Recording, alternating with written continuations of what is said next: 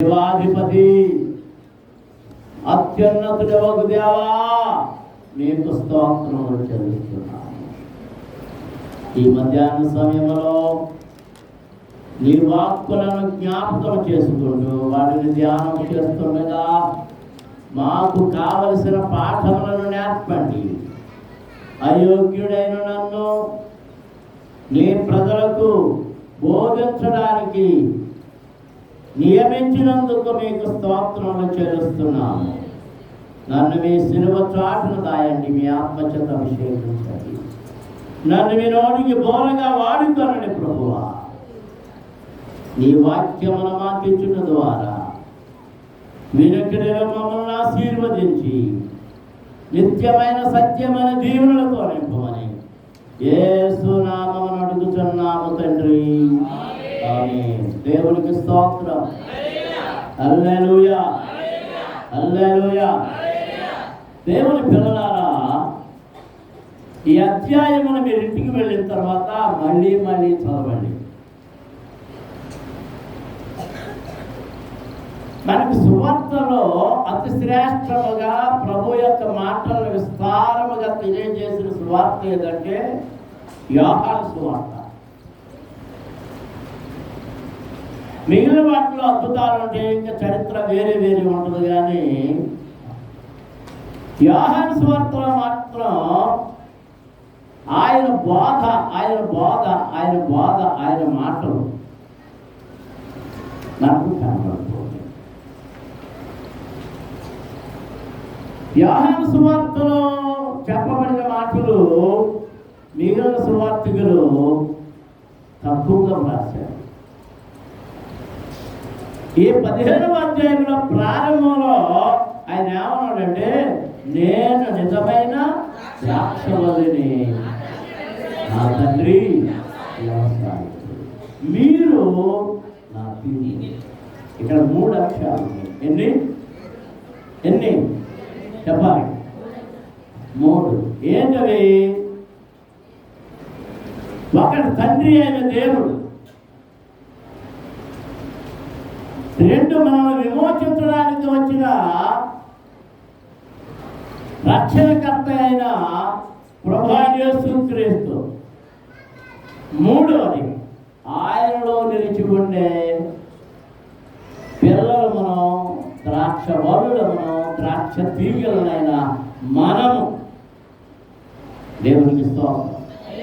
హల్లెలూయా.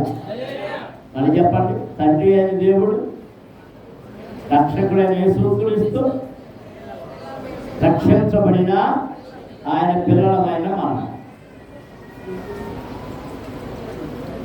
మొదలు వచ్చిన ఏమంటున్నాడు?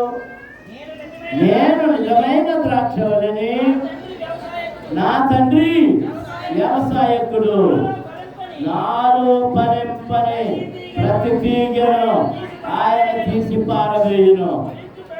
ప్రతి తీగే మరి ఎక్కువగా ఫలించాలని. 5వ వచనంలో ఏమంటున్నాడు? ద్రాక్షవల్లిని నేను, తీగలు మీరు. ఆయన ఎవరట? మనం ఎవరట?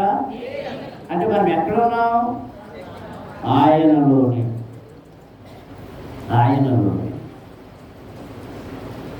ఈ మాట్లాడుతున్నాడంటే పైనే నాలో ఫలింపని ప్రతి తీగే తీసి పారవేయబడును.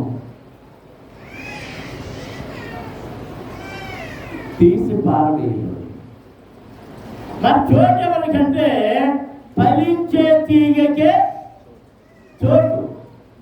అందరూ దేవునికి స్తోత్రాలు జరుగుతున్నాం. హల్లెలూయా. అంటే ఒక మొక్క, ఒక చెట్టు ఫలించాలి అంటే ఫలించని దానిని తొలగించాలి.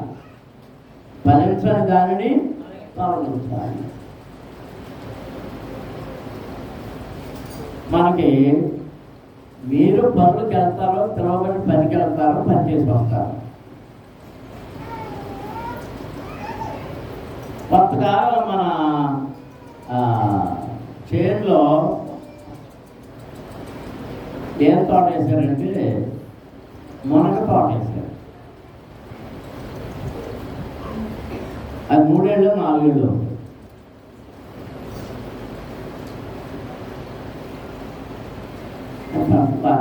బాగానే పండుతుంది. అలాంటి మొక్కలే ప్రత్యేకంగా కొని నేను మనం బొర్రం పనులు వేసాం. విస్తారంగా కాదు, పిల్లలకి ఏంటి, ఎక్కడికి ఏంటి, రాష్ట్ర పిల్లలకి ఏంటి, అన్ని చోట్లకి వాటిని పంపడం జరిగింది.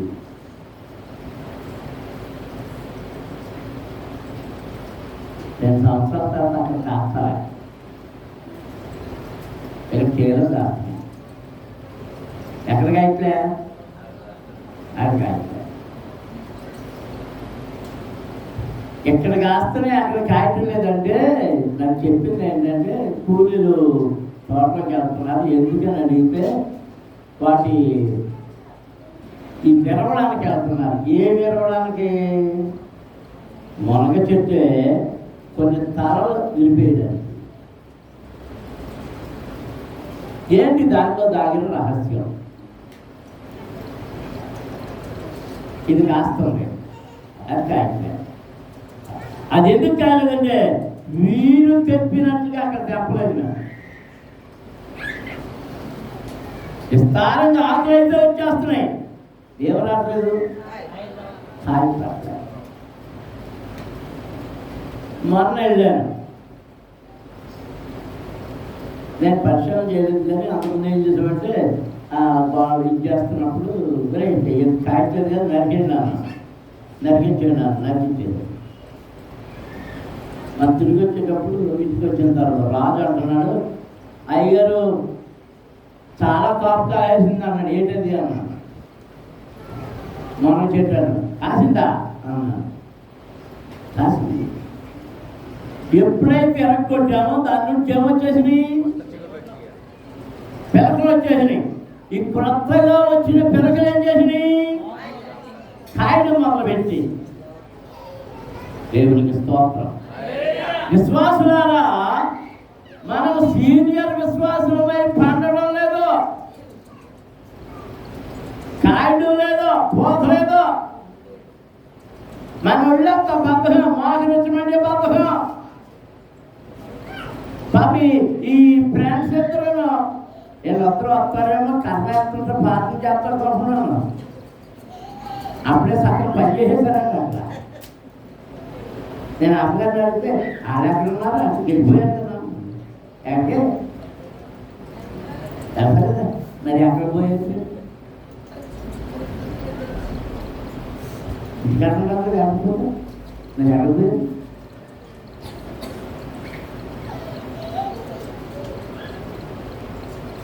దీని గురించి ఆలోచిస్తున్నప్పుడు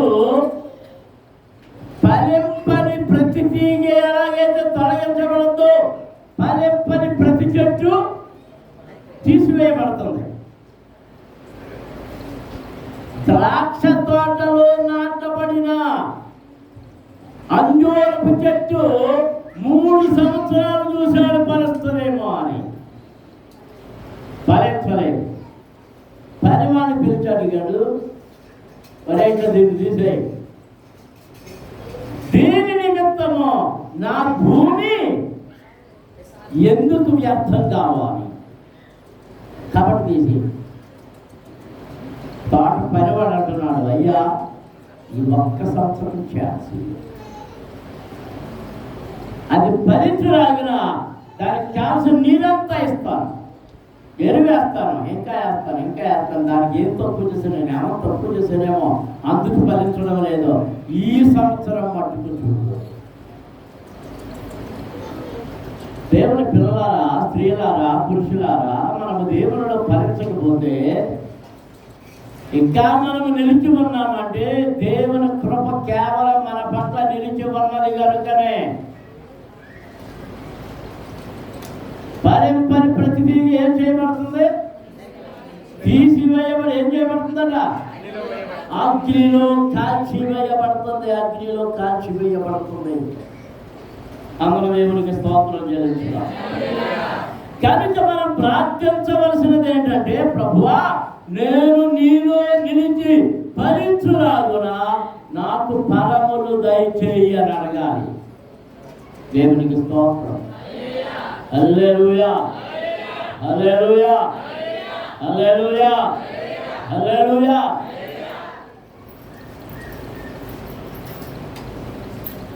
ఫలింపని ప్రతి వారికి శిక్ష ఏంటి అంటే క్రీస్తు నుండి దూరము, వేరు చేయబడడం. మనం దీని గురించి ఇంటికి వెళ్ళిన తర్వాత మీరు 15-16 అధ్యాయాలు క్షుణ్ణంగా మళ్ళీ చదవండి. అనేక విషయాలు మీకు తెలియబడతాయి. 8వ వచనం ఏమంటున్నాడంటే, మీరు బహుగా ఫలించడం వలన నా తండ్రి మహిమపరచబడును, ఇందువలన మీరు నా శిష్యులు అనబడుదురు, శిష్యులు అందుదురు. మనం ఫలించడం వల్ల ఎవరు మహిమపరచబడతారు? తండ్రి, పరలోకంలో ఉన్న తండ్రి మహిమపరచబడతారు. ఫలించుట.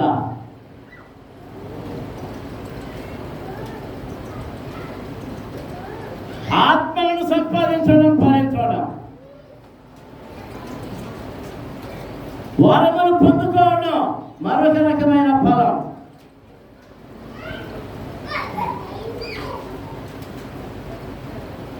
నీ సాక్ష్యం ద్వారా, నీ నడవడిక ద్వారా, మన బ్రతుకు ద్వారా ఇతరులను ప్రభు వైపుగా ఆకర్షించుకోగలగడమే మనం ఫలించడం. అమ్మ దేవునికి స్తోత్రాలు. హల్లెలూయా. అపోస్తలుడైన పౌలు గారు సంఘానికి రాస్తూ ఏమంటున్నాడంటే,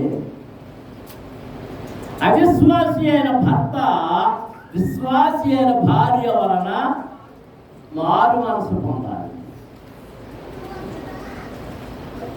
అవిశ్వాసి అయిన భార్య విశ్వాసి అయిన భర్త వలన మారు మనసు పొందాలి.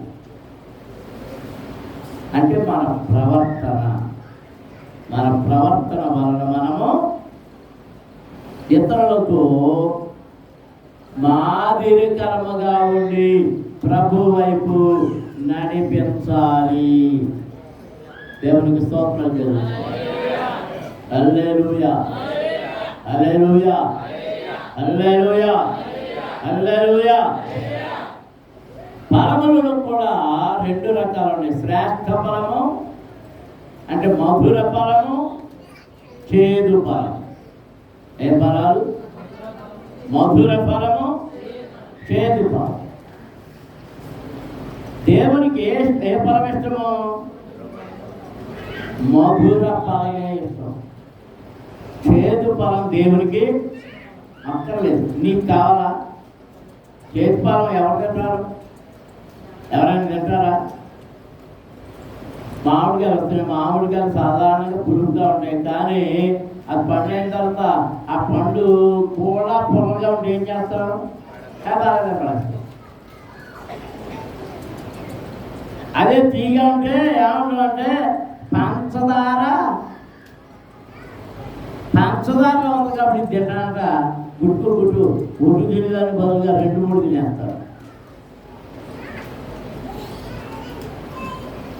దేవునికి స్తోత్రం. అందరం స్తోత్రాలు చేయాలి. హల్లెలూయా, హల్లెలూయా, హల్లెలూయా. మీరు బహుగా ఫలించడం వలన నా తండ్రి మహిమపరచబడును. 11వ వచనం చదువుతాం. మీ యందు నా సంతోషము ఉండవలెననియు, ఈ మీ సంతోషము పరిపూర్ణము కావాలననియు ఈ సంగతిలో మీతో చెప్పుతున్నాను. దేవునికి స్తోత్రం. అందరం స్తోత్రం చేద్దాం. హల్లెలూయా, హల్లెలూయా, హల్లెలూయా, హల్లెలూయా. మీ యందు నేను సంతోషపడాలి, మీ సంతోషము నాలో పరిపూర్ణం కావాలి. ప్రభు చెప్తున్నమాట.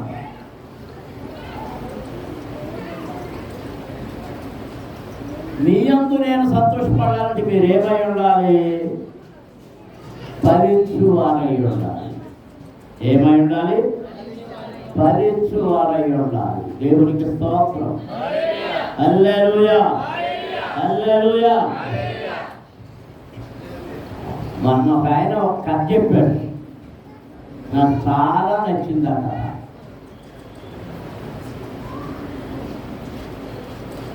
మనిషి అంట పాడు చేయడానికి చెప్పుడు మాటలు చెప్పేవాళ్ళే నమ్ముతారట. అవునే,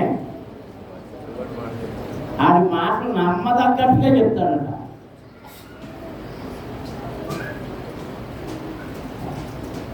అడవిలో ఓ సింహం కొంచెం ముసలిదైంది, వేటాడడం శక్తి తగ్గింది.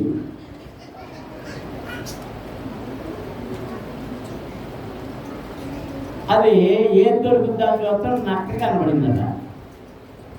సరే దీన్ని తినేద్దాం అనుకుని చేపేటప్పటికి ఆ నక్క ఇదంతా కనిపెట్టి, నక్క అంటే ఎవరో చిత్తులు మాట చేతులు కట్టేసుకుని రాజా రాజా రాజాది రాజా రాజ మార్తాండ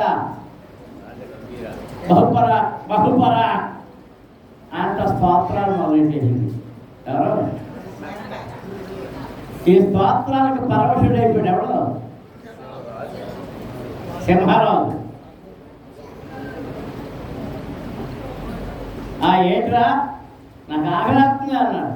అయ్యా అర్థమైంది, ఇదిగో నేనంటున్నాను, నన్ను తింటే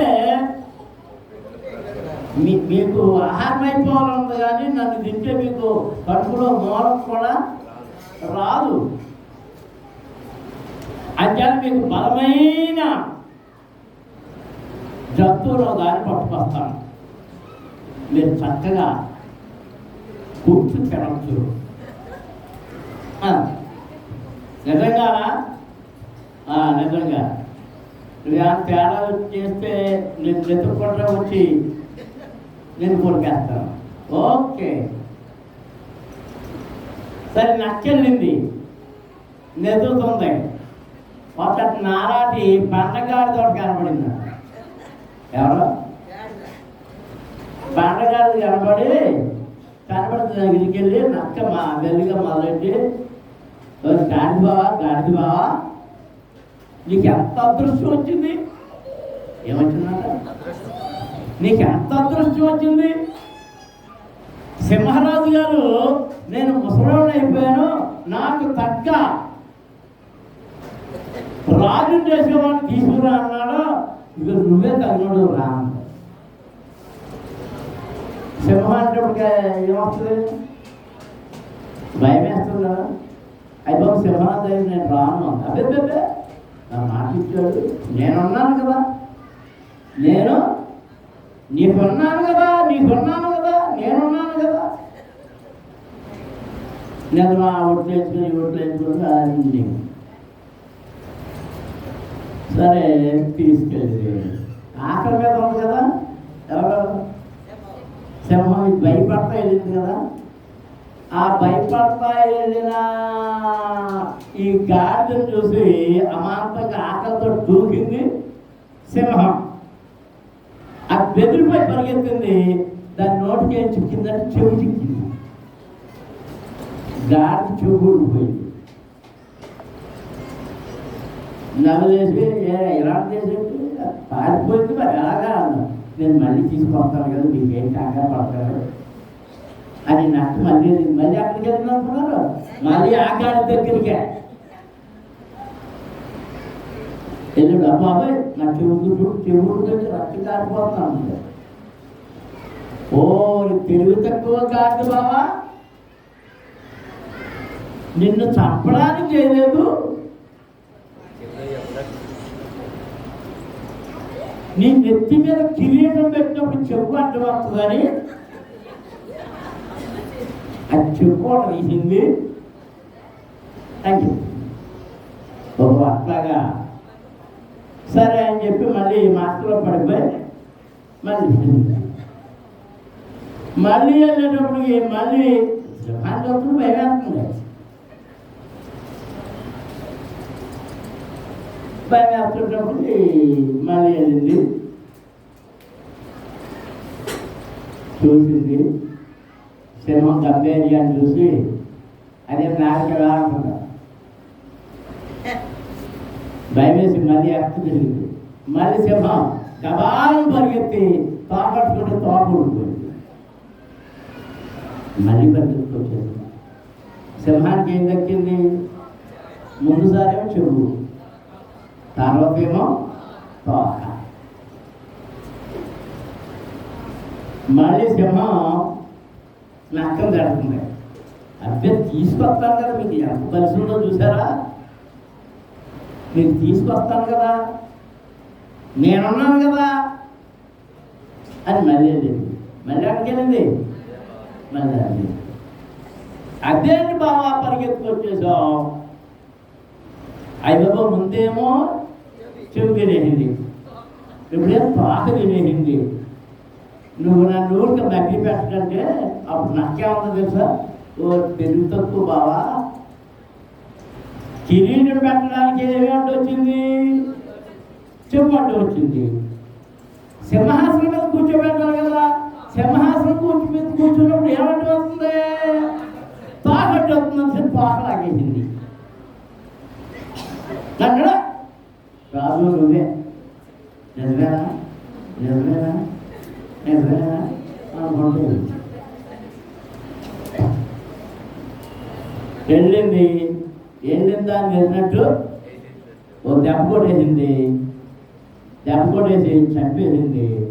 ఈ సింహం వెళ్తా అందే, రే నేను ఇవన్నీ చేయలేదు కానీ నాకు మంచి అందులో ఉన్న పార్ట్లు, మనం అడుగుతాం కదా పార్ట్లు ఏమని, ఆ కార్యాలు, ఆ గుడ్డికాయ, ఆ మెదడు, అవన్నీ పట్రా, ఆకుల్లో వేసి పట్రా, మిగిలింది నువ్వు తిని సర్రాడు. మీరు కూర్చొని విశ్రాంతి తీసుకోండి, నేను తీసుకొస్తానని ఈ గుడ్డికాయ, ఈ కార్యాలు ఇవన్నీ తీసి పక్కన పెట్టి మెదడు మాత్రం తినేది.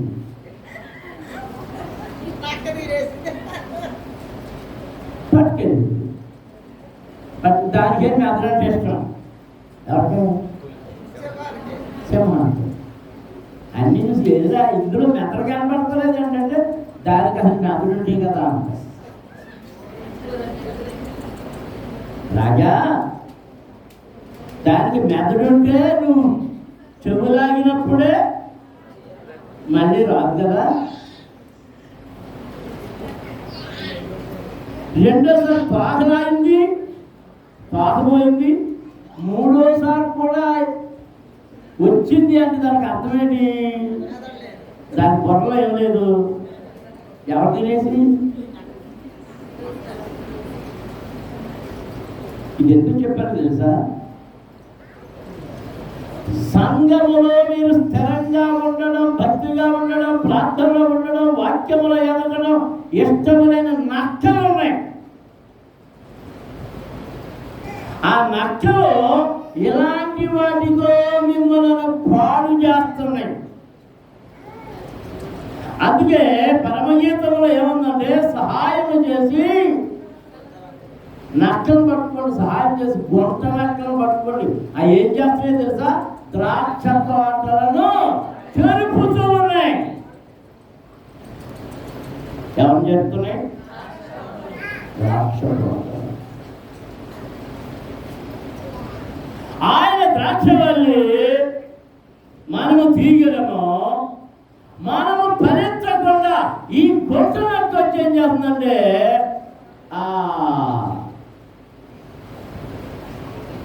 వేళ్ళని కొరికేస్తుంది, మొదలంతా కొరికేస్తుంది.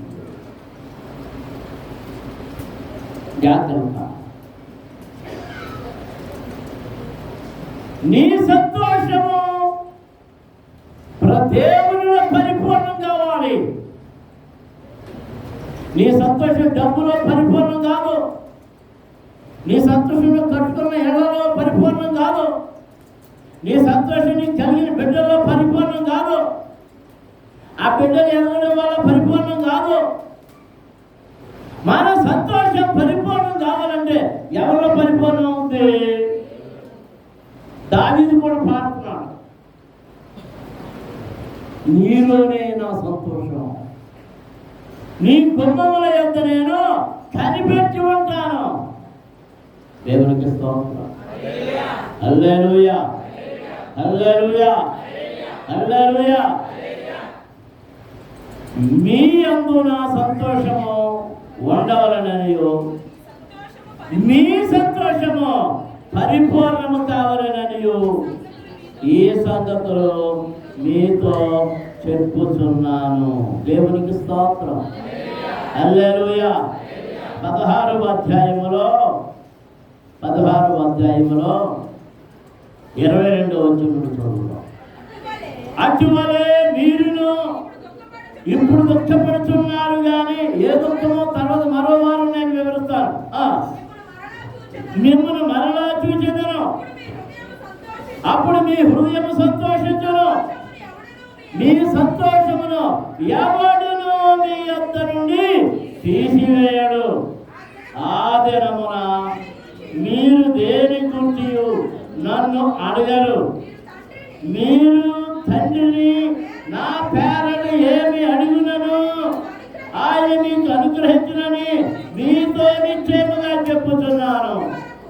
ఇది వరకు మీరేమీ నా పేరను అడగలేదు. మీ సంతోషము పరిపూర్ణమగుటకు అగునట్లుగా అడుగుడి, మీకు దొరుకును. దేవునికి స్తోత్రం. హల్లెలూయా. మన సంతోషం పరిపూర్ణం అవ్వాలంటే ఏం చేయాలంట? ఏం చేయాలి? ప్రభువుని అడగాలి, ప్రభువుని అడగాలి. అప్పుడు అది మనకి దొరుకుతుంది. ఏమి అడగాలి? ఏమి అడగాలి? ఏమి అడగాలి? లూకా సువార్త 11వ అధ్యాయం 13వ వచనం చదువుతాం, చూడండి. లూకా సువార్త 11వ అధ్యాయం 13వ వచనం. పరలోకమందున్న మీ తండ్రి తన్ను అడుగువారికి పరిశుద్ధాత్మను ఎంతో నిశ్చయముగా అనుగ్రహించును. దేవునికి స్తోత్రం. హల్లెలూయా. మనం 9 నుంచి చదువుతాం. అటువలే మీరు అడుగుడి, మీకు ఇయ్యబడును, వెదకుడి, మీకు దొరుకును, తట్టుడే, మీకు తీయబడును. అడుగు ప్రతివానికి ఇయ్యబడును, వెదకువానికి దొరుకును, తట్టువానికి తీయబడునని మీతో చెప్పుచున్నాను. మీరు తండ్రి అయిన వాడు తన కుమారుని ఏమడిగితే, చేపను అడిగితే చేపకు ప్రతిగా పామునిచ్చునా? గుడ్డును అడిగితే తేలునిచ్చునా? కాబట్టి మీరు చెడ్డవారయ్యుండి మీ పిల్లలకు మంచి ఈవులను ఇయ్య ఎరిగి ఉండగా పరలోకమందున్న మీ తండ్రి తన్ను అడుగువారికి పరిశుద్ధాత్మను ఎంతో నిశ్చయముగా అనుగ్రహించును. దేవునికి స్తోత్రం. అందరూ స్తోత్రం చేస్తున్నారు. హల్లెలూయా, హల్లెలూయా. మనం ఏమడగాలంట? ఏమడగాలి? అర్థమా కదా? మా ఇంటి అర్థమయ్యేటట్టుగా ఎవరితో మనం ఏమడగాలి? మన సంతోషం పరిపూర్ణం అవ్వాలి అంటే ప్రభువుని అడగాలి. ఏమడగాలి? పరిశుద్ధాత్మనిమ్మని అడగాలి. ఏమడగాలి? అందరూ చెప్పండి, వెనకాల పురుషులు చెప్పండి. ఏమడగాలి? పరిశుద్ధాత్మని అడిగితే మనకు కావలసినవి ఏవో అవన్నీ అనుగ్రహించబడతాయి. అందరూ స్తోత్రాలు చెల్లించండి. హల్లెలూయా. నేను ముగించేస్తున్నా. సొలొమోను ఏమడిగాడు? కేవలం జ్ఞానం అడిగాడు. జ్ఞానం ఎందుకు అడిగాడు? మీకు విషయం తెలుసా? సొలొమోను జ్ఞానం అడిగేటప్పుడు పెళ్లి చేసుకున్నాడు, పిల్లలు కూడా పుట్టారు. కానీ ఏమన్నాడు తెలుసా? నేను బాలుడను. ఏమండి? దేనికి బాలుడు? ఏంట్రా మీ ఇద్దరు ఏంట్రా? మీ ఇద్దరు బాలుడా? అది చెప్పుకుంటున్నాను కదా. నేను బాలుడే. దేనికి బాలుడేను? నీ ప్రజలకు న్యాయము తీర్చే జ్ఞానము నాకు లేదు. ఆ ప్రజలు ఏ ప్రజలు? ఏ ప్రజలు వాళ్ళు? చెప్పండి, మీరు చెప్పండి. వాళ్ళు ఏ ప్రజలు? ఏ ప్రజలు చెప్పాలి? జ్ఞానం ఏ ప్రజలు? ఏ ప్రజలు? ఇశ్రాయేలు ఏ ప్రజలు? దేవుని ప్రజలు. ఇశ్రాయేలు ఎవరి ప్రజలు? దేవుని ప్రజలు. నీ ప్రజలకు న్యాయము తీర్చు జ్ఞానము నాకు లేదు. ఆ జ్ఞానం ఏంటి ప్రభువా? ప్రభు ఏమంటాడు తెలుసా? నా ప్రజలకు న్యాయము తీర్చడానికి జ్ఞానము లేదని అడిగా. డబ్బులు అడగలేదు, శత్రు ప్రాణం అడగలేదు, రాజ్యం అడగలేదు, అది అడగలేదు, ఇది అడగలేదు. నువ్వు అడిగింది ఏంటంటే నా ప్రజలకు న్యాయము తీర్చే, న్యాయము చేయగలిగిన జ్ఞానం అన్నావు కనుక ఆ జ్ఞానంతో పాటు ఇవన్నీ నీకు ఇచ్చేస్తున్నాను. దేవునికి స్తోత్రం. మనం కూడా ఏమడగాలంటే ప్రభువా నీ పరిశుద్ధాత్మను నాకి, నీ పరిశుద్ధాత్మలో నేను ఫలించులాగునట్లు కృపయు.